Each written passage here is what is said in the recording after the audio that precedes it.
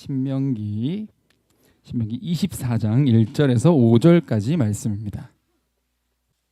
이렇게 제목 읽어볼까요? 자, 시작. 정결한 공동체 8번째, 이혼과 재혼에 관한 내용 함께 살펴보겠습니다. 반복되는 말씀이죠. 반복되는 게 많아요. 왜냐하면 강조하고 있는 거고, 하나님과의 관계에서 올바르게 관계를 맺었다면 올바른 반응을 보여야 된다.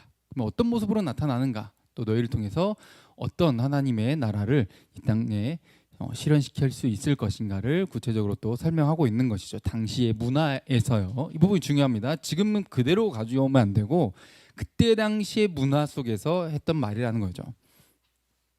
전체적인 큰 원리가 있는 거예요. 하나님 나라의 질서가 가정에서부터 그리고 모든 관계에서 그리고 하나님의 정결한 공동체, 신부다운 공동체의 모습을 보여야 된다는 거죠. 그리고 지난 시간에는 어떤 이자에 관한 내용을 함께 나누면서 어떤 누군가가 정말 절박한 그런 상황에 있는 것을 자신의 이익을 만드는 그런 착취의 기회로 삼지 말아라 라는 그런 내용들을 살펴보았습니다.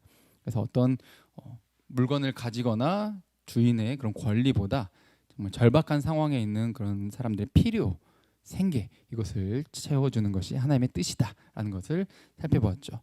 자, 오늘은 이혼과 재혼에 관한 내용입니다. 지금 이혼이 많이 증가하고 있죠. 한 두 쌍이 결혼하면 한 쌍은 뭐 이혼하는 그런 그 이상의 그런 증가 추세를 보이고 있죠. 이게 좀 된 거긴 하지만 2012년에 10년 전에 여러 가지 이혼 사유에 대해서 조사한 바가 있는데 2009년에는 성격 차이가 많았어요. 2009년에는 성격 차이가 1위. 그다음에 2012년에 3년 뒤에는 뭐 때문에? 경제 문제, 돈 때문에 이혼한다. 돈 때문에. 그렇죠. 좀 안타깝죠. 이렇게 여러 가지 이혼 사유들이 있어요.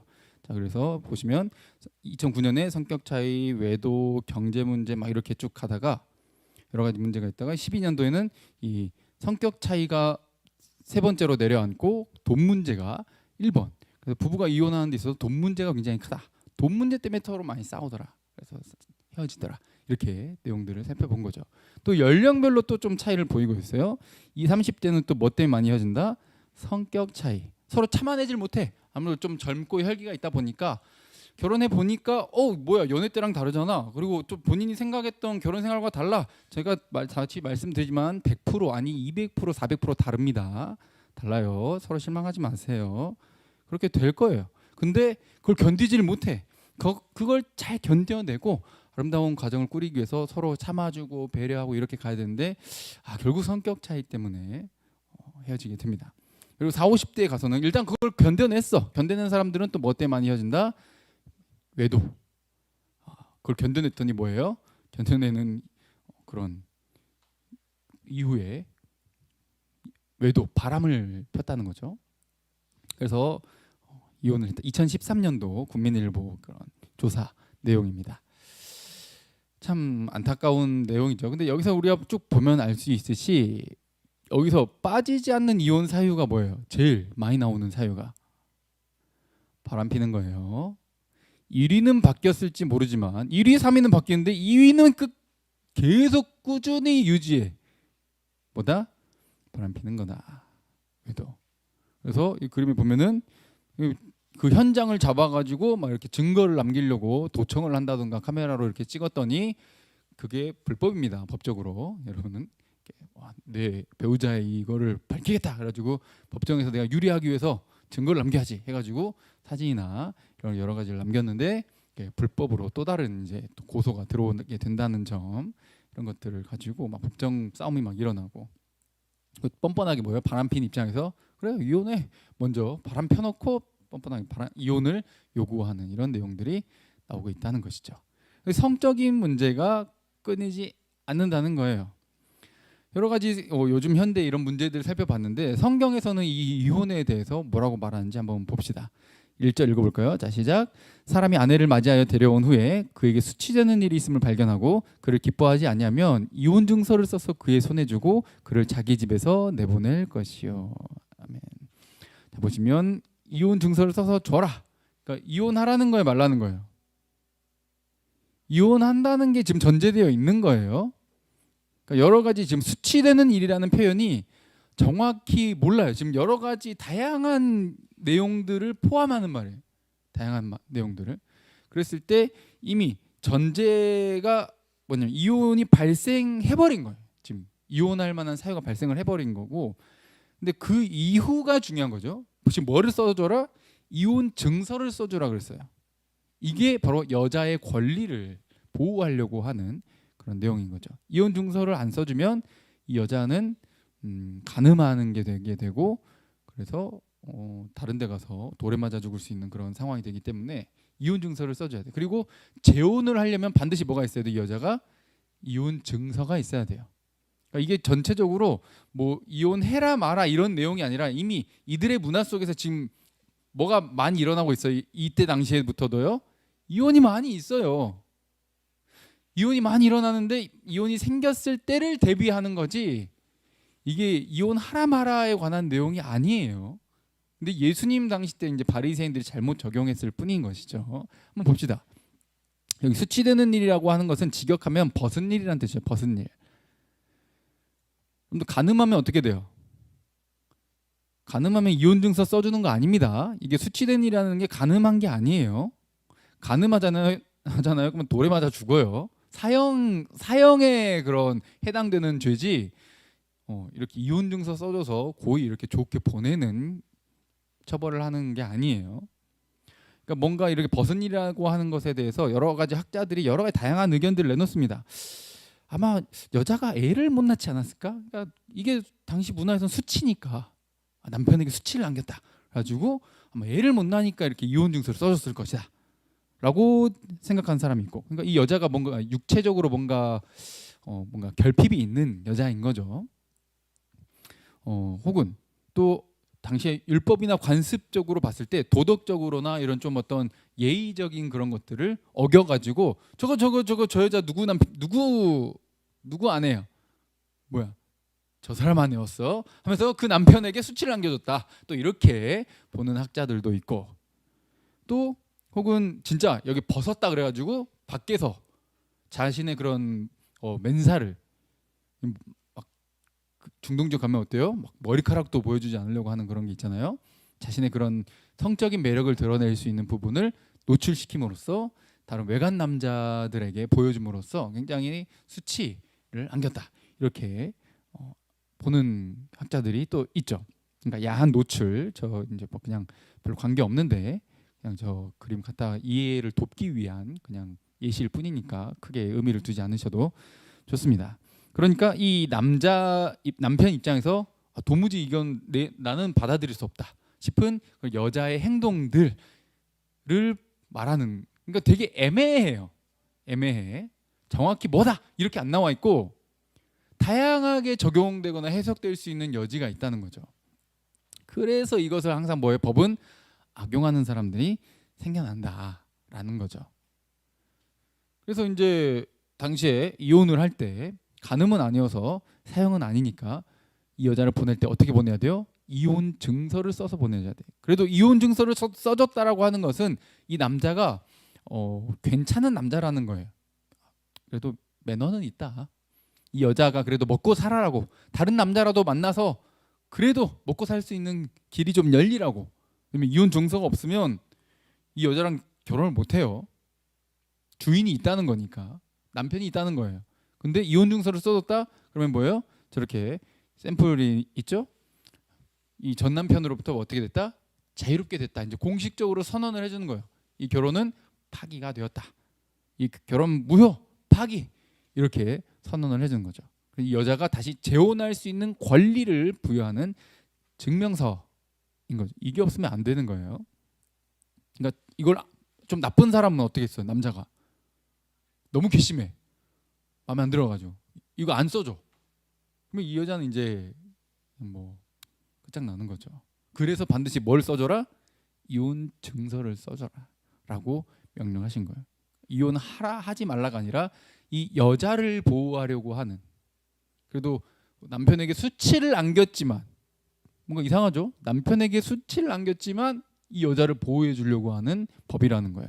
이상한 법이에요. 이상한 법이에요. 그래서 신명기 22장에도 나와 있는 것처럼 좀 억울하게 되는 경우도 있죠. 근데 오늘 본문에는 억울한 게 아니라 실제로 남편에게 수치를 줬을 때, 안겼을 때를 말을 하는 거고, 22장에는 억울하게 이 남자가 다른 여자를 얻기 위해서 이 여자랑 이혼하려고 그렇게 모함했을 때를 말을 하는 거고. 그래서 결국 어때요? 이 약자를 보호하려고 하는 원리가 숨어 있다는 거죠. 자, 그랬을 때 이혼 증서를 써줘서 갔어요. 근데 이제 또 다른 경우가 생기는 거예요. 이 여자가 가서 재혼을 했어요. 두 번째 남편을 만난 거죠. 근데 이 두 번째 남편도 어때요? 이 여자가 좀 살다 보니까 마음에 안 들어. 그래서 또 이혼을 해버려요.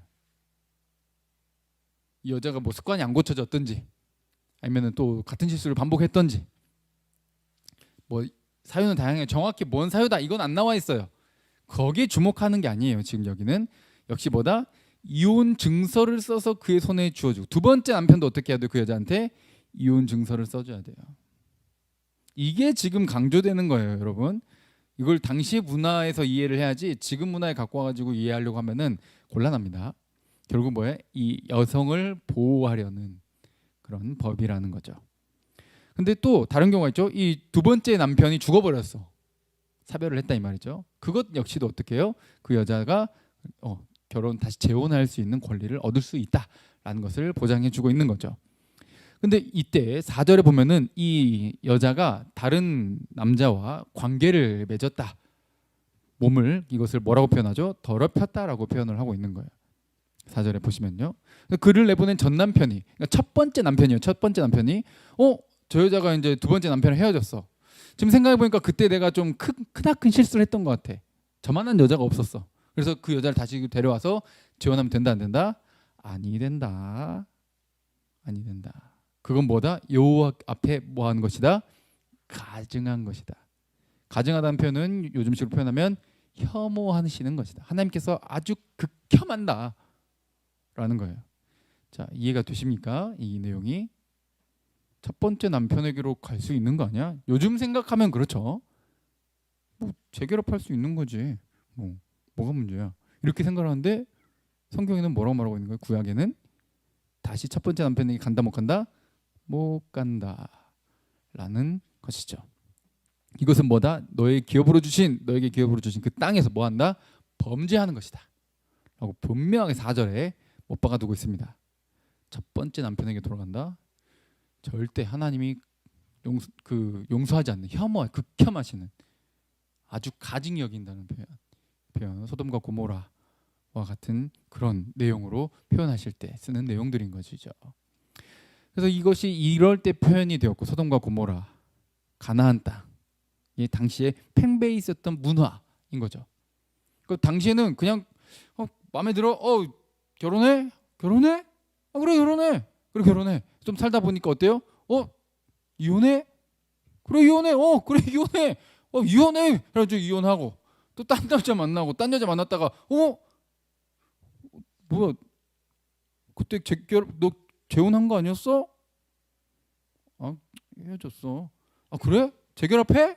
그래 재결합해. 이렇게 하는 진짜 막장 이렇게 되는 것이 가나안 땅의 문화였다. 그래서 서로 남자 여자를 돌고 돌려 함께 쉐어하는 그런 문화, 마음껏 서로를 쉐어하는 그런 것을 하나님께서 극도로 싫어하신다라는 것을 말씀하고 있는 거예요. 그 어때요? 이 여자를 내가 내 욕망대로 썼다가 마음에 안 들면 버려버리고 또 다른 새 여자를 얻어서 그 여자랑 살다가 또 버리고 이혼 증서 써주고 또 다른 여자를 얻고. 근데 항상 제가 말씀드리지만 이렇게 여자를 갈아치울 수 있는 남자는 뭐다? 능력 있는, 그러니까 요즘 세상 말로요. 성경에서 말하는 능력이 아니라 요즘 세상 여자들이 간절히 바라는 그 능력, 뭐예요? 돈 많은 남자들이나 하는 거예요. 정말 가난한 남자들 어때요? 그럴 시간도 능력도 안 돼요. 그냥 한 명도 감지덕지인 거예요. 한 명도 없는 경우도 많아요. 자기의 이 힘을 가지고 휘두르는 거죠. 지위 혹은 돈, 이걸로 휘두르는 거예요. 이걸 굉장히 싫어하신다. 그래서 그 약자의 권리를 짓밟고 그들을 착취하는 결혼 제도를 남자와 여자가 그 부모를 떠나 둘이 한 몸을 이룬다. 하나님이 짝지어 주셨다라고 예수님께서는 표현하시는데 그것을 매우 매우 가볍게 여기고 결혼을 아주 쉽게 보고 그리고 나의 욕망과 이 정욕을 위해서 그것을 마음껏 이렇게 저렇게 휘두르려고 하는 그런 욕망을 절제하려고 억제시키시는 그런 법이라는 것을 여러분들 이해하셔야 됩니다. 그냥 이것을 뭐 봐봐 이혼하라 했네. 그래 난 진짜 내 결혼 생활에 이럴 거라고 난 생각도 못했다 진짜. 와 난 제가 저럴 거라고 제가 많이 듣는 소리거든요. 네 실망을 안겨주는 그런 모습들 서로가 서로에게. 그래서 막 함부로 막 이혼하고 여러분들 이혼 함부로 이야기 꺼내지 마세요. 이혼 사유에 해당한다 싶으면 여러분들 바람을 폈다던가 혹은 이 남자나 여자가 너무 막 그 살인에 가까운 그런 어떤 폭력적인 정말 이것은 비상식적인 행동을 하는 그런 행동을 했을 때 뭐 이혼할 수 있다고 저는 생각을 합니다.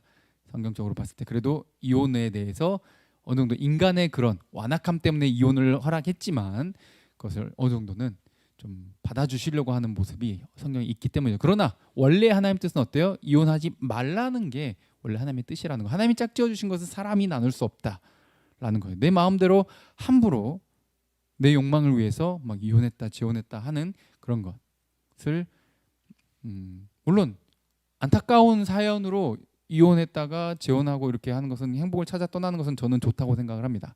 그런데 이것을 무절제하게 막 좀 수틀리면 이혼하고 그러면 또 눈 맞으면 결혼하고 또 거기서 또 수틀리면 이혼하고 이렇게 사는 것은 한 사람을 참고 견디고 받아주고 용서하고 하면서 내 인격이 성장하는 결혼 생활이라고 하는 것은 서로가 서로에게 플러스 서로가 서로를 성장시켜 나가는 이것은 어때요? 서로의 마음에 들지 않는 모습을 맞닥뜨렸을 때 또 이게 굉장히 많이 시너지 효과가 나거든요. 예수님을 닮아가는 그 모습은 마음에 들지 않는 상황, 광야 같은 그곳 어떻게 보면은 지옥같이 느껴지는 그 순간에 내가 가장 많이 성장하는 거거든요. 근데 그걸 견디지 못하고 내 마음대로 해버린다? 이건 하나님의 뜻을 벗어나는 경우가 너무 많다는 것이죠. 그래서 함부로 생각해서는 곤란하다라는 겁니다. 그래서 당시에 예수님 당시 때도 남자들이 너무 병더스러워. 너무 돈 있고 힘 있고 권력 있는 남자들이 막 어리고 한 이런 여자들을 받아들여서 언제든지 막 갈아치우려고 이것을 악용을 했거든요. 이혼 증서 써주라 했지 않냐 모세 율법에도. 그러니까 어때요? 이혼 증서만 써주면 된다라고 생각을 한 거예요. 단순하게 무슨 말인지 이해되시죠? 악용한 거죠. 자기 욕심을 위해서.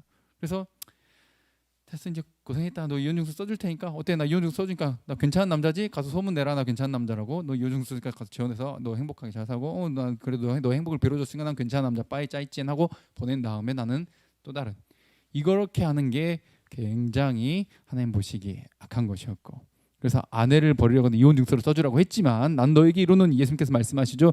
누구든지 음행한 이유 없이 아내를 버리면 그를 혹은 또 다른 남자도 간음하게 만들어주는 것이다 라고 하면서 이혼하지 말라고 분명히 못을 박으신 것이죠. 그래서 모세가 너희 마음의 완악함 때문에 이혼하라고 잠깐 이제 허용해 준 것뿐이지 이혼하라라고 적극 권장이라던가 전혀 그렇게 명령한 것이 아니라는 것이죠. 본래는 그렇지 아니하리라. 중간에 파란 글씨 보이시죠? 본래는 하나님의 뜻이 그것이 아니라는 거예요. 6절 읽어볼까요? 마태복음 19장 6절 시작. 그런즉 이제 둘이 아니요 한 몸이니 그러므로 하나님이 짝지어 주신 것을 사람이 나누지 못할지니라 하시니. 아멘. 하나님이 짝지어 줬어요. 함부로 나눌 수 없다는 것이죠. 이것은 이제 하나님께로 돌아가서 에베소서에서도 우리가 전에서 살펴봤듯이 부부관계는 누구의 그림자이다?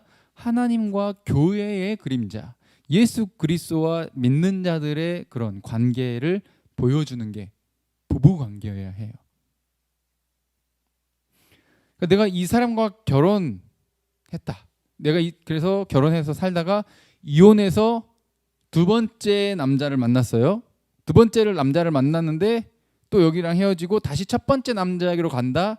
이게 용납이 안 된다고 하신 이유는 사탄이랑 결혼한 상태였던 우리 사탄이랑 이혼하고 이제 주님을 위해 살겠습니다. 난 이제 예수님 믿습니다. 예수님이 나의 주인이십니다. 라고 진짜 회개했어. 돌아섰어. 가다 보니까 와 이거 주님 믿는 게 만만치 않네. 삶이 광야잖아. 고난의 연속이야. 와 내 욕심대로 뭘 하지도 못해. 하지 말란 것도 많아. 이거 아닌 것 같아. 다시 사탄에게로. 다시 첫 번째 남편에게로. 된다 안 된다? 아니 된다. 이해할 수 없지만 구약에서는 이해할 수 없지만 이게 하나님과의 관계를 설명하는 내용들이기 때문에 결혼 제도가 성경에서 말하는 결혼 내용이 전부 누구와의 관계가 염두되어 있는 거예요? 하나님과의 관계. 이 백성과 하나님과의 관계가 염두에 되어 있는 거예요. 그러니까 여러분들 오해하시면 안 됩니다. 당시의 문화를 그냥 짐을 가져와 가지고 와 이거 뭐 법 이상하네 막 이렇게 생각하시면 안 된다는 거예요. 뭐 어때요? 딴 남자한테 막 이제 막 추근덕대는 아내를 발견했어. 어떻게 해야 돼? 어떻게 해야 돼? 뭐 죽이고 싶겠죠. 그렇죠. 이짝저짝 막 어떻게든 죽이고 싶겠죠. 근데 예레미야 3장 1절 한번 읽어볼까요? 자 시작. 그들이 말하기를 가령 사람이 그의 아내를 버림으로 그가 그에게서 떠나 타인의 아내가 된다 하자. 남편이 그를 다시 받겠느냐? 그러면 그 땅이 크게 더러워지지 아니하겠느냐 하느니라. 네가 많은 무리와 행음하고서도 내게로 돌아오려느냐? 여호와의 말씀이니라. 아멘. 네가 그렇게 수많은 우상을 섬기고 죄를 범하고 하나님과의 관계가 결혼 관계니까 네가 그렇게 바람피고도 그렇게 추태를 보이고도 나한테로 다시 돌아올 수 있겠다고 생각하냐? 너 그렇게 딴 남자한테 갔다가 뭔가 너가 이제 삶이 행복하지 않아 가지고 다시 돌아온다고 했을 때 그 남편이 받아줄 것 같냐? 받아줄 것 같냐? 라고 물어봤을 때 하나님께서 뭐라 말씀하셔요? 4장 1절 시작. 여호와께서 이르시되 이스라엘아 네가 돌아오려거든 내게로 돌아오라. 네가 만일 나의 목전에서 가증한 것을 버리고 네가 흔들리지 아니하며 진실과 정의와 공의로 여호와의 삶을 두고 맹세하면 나라들이 나로 말미암아 스스로 복을 빌며 나로 말미암아 자랑하리라. 내가 너를 다시 회복해 주겠다라고 약속하고 있는 거예요. 할렐루야. 돌아오려면 돌아오라는 거예요. 그 남편이랑 이혼하고 나한테 와. 대신 다시 돌아가면 안 된다 라고 말씀하시는 거예요. 자, 우리 좀 전에 이혼증서 써주라고 했죠. 이혼증서. 이사야서에는 이 이혼증서를 가지고 하나님과 관계에서 뭐라고 말씀하셨는지 볼까요? 자, 1절 읽어볼게요. 시작. 나 여호와가 이같이 말하노라. 내가 너희의 어미를 내보낸 이혼증서가 어디 있느냐? 내가 어느 체주에게 너희를 팔았느냐? 보라, 너희는 너희 죄악으로 말미암아 팔렸고 너희는 어미는 너희의 배역함으로 말미암아 내보냄을 받았느니라. 여기까지만 한번 볼게요. 너희 어미, 그러니까 너희의 조상들을 지금 말을 하고 있는 거예요. 너희 조상들이 나를 배신하고 떠났을 때, 자 이혼 증서가 어딨냐? 라는 말은 아까 이혼 증서를 여자가 써줘요, 남자가 써줘요? 남자가 써주는 거예요. 자 이게 누구와의 관계다? 하나님과의 관계다. 왜냐면 이혼 증서라고 하는 것은 공식적인 이혼을 선언하는, 이 사람이 내 아내가 아니다 이제는 라는 것을 선언하는 공식적인 문서예요. 근데 하나님은 이스라엘 백성들이 떠났을 때 지가 스스로 떠났고 지가 갔지, 지라고 해서 죄송하지만 지가 갔지, 내가 공식적으로 이혼 증서 써준 적이 있다 없다? 없다. 그러니까 이혼 증서를 찾을 수 있다 없다? 없다. 애초에 이혼 증서가 없는 거예요, 하나님과의 관계에서. 근데 얘가 네가 잘못해가지고 여자가 잘못해가지고 떠난 거지.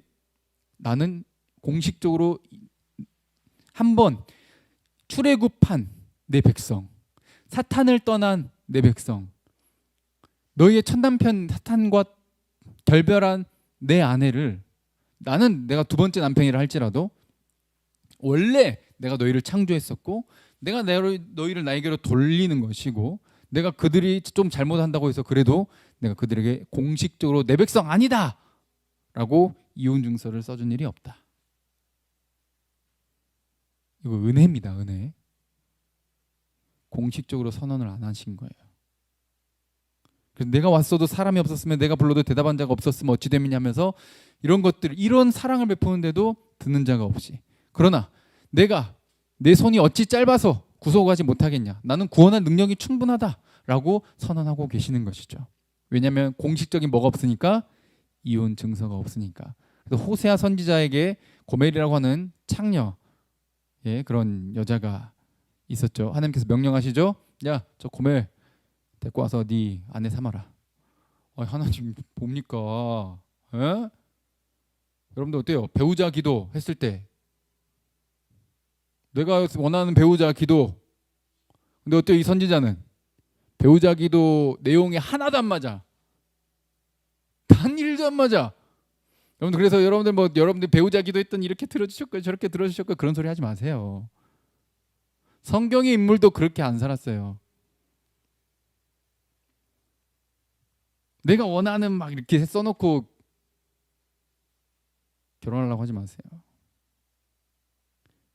하나님의 마음을 알게 하시기, 물론 이게 특별한 경우긴 하지만 너무 극단적으로 가셔서 내가 원하는 대로의 배우자를 만나고 싶은 그런 생각을 내려놓으시고, 내가 그를 채우고 함께 성장할 수 있고 함께 인격적으로 또 안 맞는 부분 때문에 하나님을 닮아가는 사랑을 훈련할 수 있는 그런 배우자 만나시기를 주님의 이름으로 축복드립니다. 실천을 해야 되니까. 그래서 호세아가 그 말에 순종을 했고, 너는 타인의 사랑을 받아 음녀가 된 그 여자를 사랑해라. 명령하시는 거예요. 그를 사랑해라. 딴 남자랑 놀아나는 걔를 또 어떻게 해라? 데려와라. 그래서 호세아도 말하죠. 다른 남자 따르지 말아라. 나도 너에게 그렇게 하겠다. 제발 딴 남자한테 가지 말아라. 근데도 또 가는 고멜. 하나님께서 뭐라 그래요? 또 데려와서 다시 살아라. 이게 하나님의 마음이라는 거죠. 이해할 수 없는 사람이었다면 반 죽이고도, 아니 아예 죽이고도 남았을 법한 그런 대상을 향해 사랑하라고 명령하고 있고, 또 데려오라고 말하고 있고, 그런 여자를 향해 돌아오라고 말하고 있고, 나는 이혼 증서 써준 일 없으니까 너의 주는 여전히 누구다? 나다 라고 선언하시는 하나님. 그래서 이혼 증서를 써주는 주권이 누구에게 있다? 하나님께 있다. 이게 봐봐, 여자는 권리가 없고 남자만 이혼 증서 쓰라고 성경 완전히 이거 여성 차별하는, 이렇게 적용하면은 진짜 답답한 겁니다. 지금에 와서 그렇게 적용하면 안 되는 거예요. 하나님의 주권을 설명하시기 위해서 이런 삶 속에서 여러 가지 예시와 역사 속에서 예시를 보여주신 것이죠. 그래서 요한복음에 이렇게 말씀하시죠. 37절부터 읽어볼까요? 자, 시작. 아버지께서 내게 주신 자는 다 내게로 올 것이요 내게 오는 자는 내가 결코 내쫓지 아니하리라. 할렐루야. 놀랍지 않습니까? 여러분들 예수님 믿고 나서 내가 좀 잘못하면 내가 이제 구원받을 수 있을까 막 이런 생각 많이 하시죠. 근데 구약도 신약도 보니까 어때요?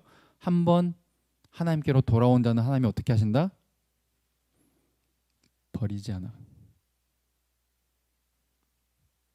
하나님의 손은 짧지 않아요. 저와 여러분들 얼마나 많이 죄짓고 삽니까? 예수 믿고 나서도. 그러니 하나님의 은혜를 기억하시고 여호와께로 돌아가서 다시 하나님의 기쁨이 되고 나의 남편 되신 신랑 되신 여호와의 기쁨으로 살아가실 주님의 이름으로 축복드립니다. 예수님께서는 그것이 바로 하나님의 뜻이라고 말씀하고 있어요. 38절에 내 뜻이 아니라 나를 보내신 이의 뜻이다. 39절 또 읽어볼까요? 자, 시작. 나를 보내신 이의 뜻은 내게 주신 자 중에 내가 하나도 잃어버리지 아니하고 마지막 날에 다시 살리는 이것이니라. 40절 내 아버지의 뜻은 아들을 보고 믿는 자마다 영생을 얻는 이것이니 마지막 날에 내가 이를 다시 살리리라 하시니라. 아멘.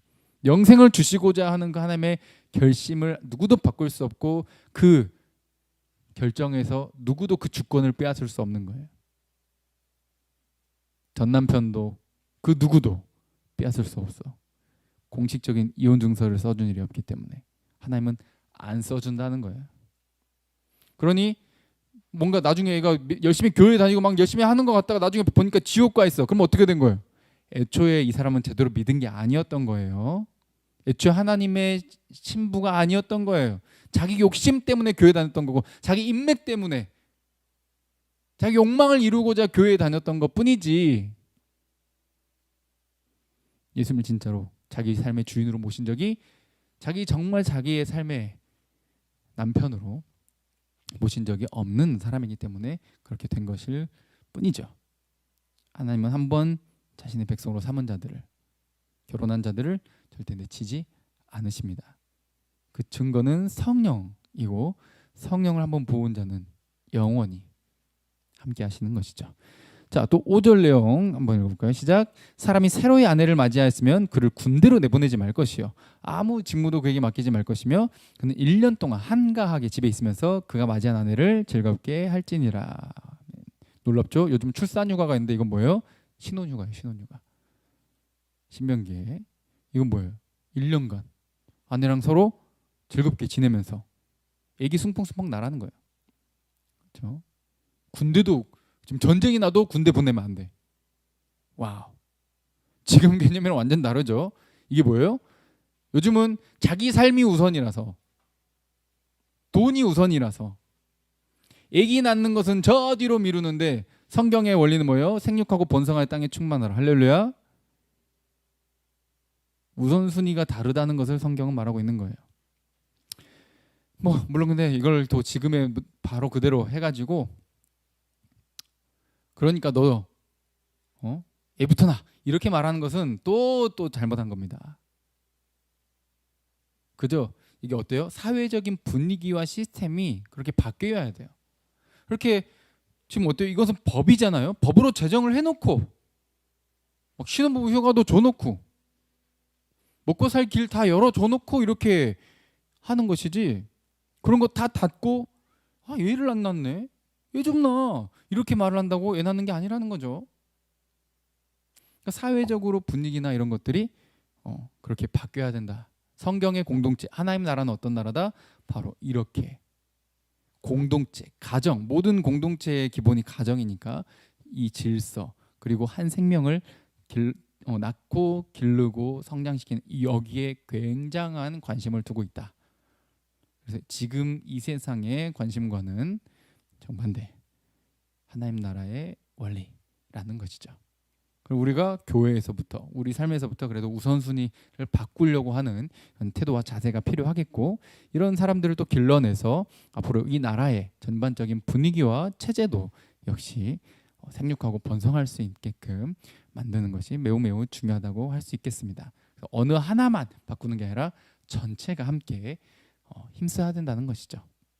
하나님 나라의 이 가정 공동체를 유지하기 위한 정결하게 거룩하게 또 그렇게 질서가 참 행복한 가정이 잘 유지되게 하기 위해서 이혼도 재혼도 그리고 이 신혼부부도 지키시려는 하나님의 뜻을 볼 수 있는 것이죠. 그래서 오늘 본문을 통해서 우리가 볼 수 있는 것은 여러분들은 소중하다는 거예요. 여러분들이 주님 앞에 부끄러운 건 많지만 하나님은 여러분들을 버리지 않는다는 거죠. 그런데 또 이걸 악용하면 돼요, 안 돼요? 유대인들처럼 막 마음대로 살려고. 그러면 마음대로 해도 하나님 나 용서해 주겠네. 아싸, 마음대로 살아야지. 이거에 바로 아까 중간에 말씀드린 나중에 천국이 아니라 다른 데 가 있을 수 있는 그런 마음 자세인 것이죠. 애초에 하나님의 기쁨이 되기 위해서 사는 것이 아니라 내 기쁨을 위해서 하나님을 이용하려는 삶이기 때문이죠. 정말 하나님을 기뻐하고 올바른 관계가 되었다면 신명기 이렇게 살펴보고 있죠. 하나님의 말씀에 순종하려고 하는 하나님의 기쁨이 되는 그런 삶을 살려고 한다는 것이죠. 우리를 살리기 위해 이 땅에 오시고 먼저 손 내미시고 이혼 증서를 써주지 않으시면서 끝까지 나를 성령으로 도장 찍어두시고 구원까지 부활까지 영생을 약속하신 하나님의 은혜를 기억하며 하나님께 항상 매일매일 반복된 회개로 돌아가서 거룩한 삶을 살아가는 저와 여러분들 되기를 주님의 이름으로 축복드립니다. 찬양하고 기도합시다.